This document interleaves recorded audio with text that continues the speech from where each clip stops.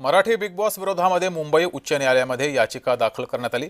Big बॉसमध्ये सहभागी झाल्यानंतर बिग बॉसच्या घरात दिव्या शिंदेला संविधानाविषयी बोलण्यास मनाई केली असल्याचा दिव्या शिंदे हिने आरोप केलाय।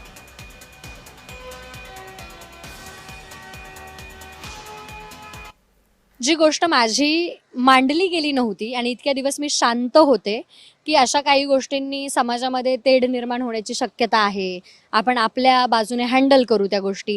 म्हणजे कसं असतं, समोरच्याला नाहीच मान्य करायच्यात, मग त्या गोष्टी बाहेर येणं गरजेचं असतं।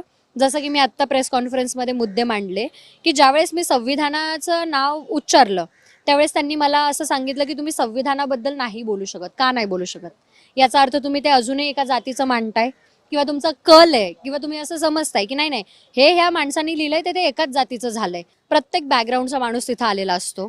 मी तो प्लॅटफॉर्म यासाठी यूज केला की मी अनेक लोकांपर्यंत एक सोबत पोहोचू शकेल। माझ्यासाठी तो प्लॅटफॉर्म होता की माझे विचार की चला बाबा, महाराष्ट्रामध्ये अशी एक मुलगी आहे जी इतिहास सांगते किंवा स्वाभिमान जागवण्याचा प्रयत्न करते।